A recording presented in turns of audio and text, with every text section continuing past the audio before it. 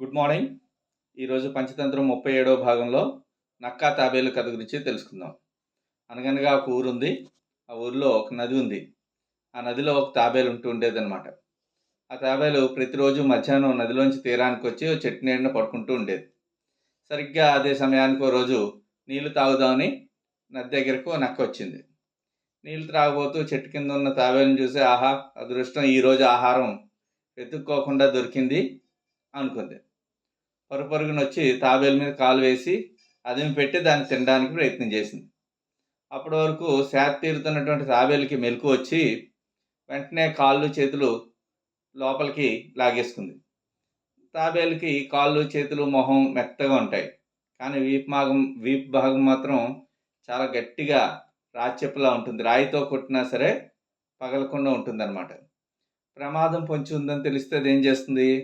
దాని కాళ్ళు, తల అన్నీ కూడా లోపల పెట్టేసుకుంటుంది. అలాగే లోపలికి లాగేసుకుంది నక్క ఎప్పుడైతే కాలుతో అదుము పెట్టిందో ఆ టైంలో.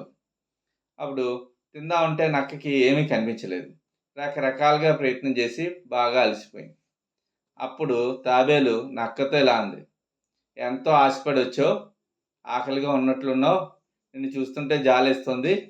నువ్వు నన్ను గట్టిగా అదిమినప్పుడే నా ప్రాణాలు పోయినట్లున్నాయి. నీకు నేను ఆహారం కావడం కన్నా ఇంకేముంటుంది పుణ్యం చెప్పు. అయితే ఓ పని చేయాలి, నువ్వు నా వీపు మీద కాలుంచి నువ్వు ఇలా అదిమినంత మాత్రాన నేను నీకు చిక్కను. నేను చిక్కాలంటే నా వీపు మెత్తబడాలి. మెత్తబడాలంటే ఏం చేయాలి? నువ్వు నన్ను నీటిలో నానబెట్టాలి. అప్పుడు మెత్తబడి నీకు పండులా అందుతాను అంది.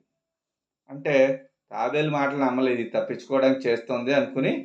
అయినా సరే వీపు గట్టిగా ఉంది, తినడానికి అవ్వట్లేదు. ఇంకా తప్పక ఏం చేసిందంటే నిజమేనేమో అని చెప్పి తాబేల్ని నది వరకు తీసుకుని వెళ్ళింది.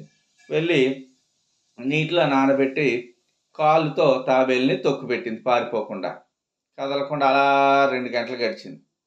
అయినా సరే తాబేలు మెత్తబడలేదు. ఈ తాబేలు ఏంటి ఇలా చెప్పింది, అయినా మెత్తబడలేదు ఏంటి? నక్కకి బాగా చిరాకు వచ్చి, ఏంటిది నానితే మెత్తబడతా అన్నావు, 2 గంటలైంది అయినా సరే ఇంకా మెత్తబడవేమి అంది. అప్పుడు తాబేలంది, నువ్వు తప్పు చేస్తూ నన్ను అంటావేంటి? నువ్వు నా కాలు నా మీద అదుము పెట్టావు కాబట్టి అక్కడ నీకు తడవకపోవడం వల్ల నేను మెత్తబడలేదు. కాలు తీసి చూడు, కావాలంటేను మెత్తబడతాను, కొంచెంసేపు చూడు అని చెప్పింది.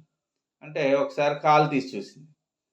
ఇలా కొంచెంసేపు అలా ఉన్నట్లుండి ఏం చేసిందంటే నెమ్మదిగా నీటిలోకి జారుకుంది తాబేలు. ఇలా ఎప్పుడైతే నీటిలోకి జారుకుందో, ఈదుకుంటూ పోయిందో, అప్పుడు నక్క అనుకుంది, అమ్మ, ఎంత తెలివైంది తాబేలు, నన్ను మోసం చేసింది అని చెప్పి బాధపడుతూ చాలాసేపు అక్కడ అలా చూసింది, వేచి చూసింది. అయినా సరే తాబేలు రాకపోయేటప్పటికి ఇంటికి పోయిందనమాట. ఉపాయంతో తప్పించుకోవాలనేది ఈ కథలోని సారాంశం. Thank you very much.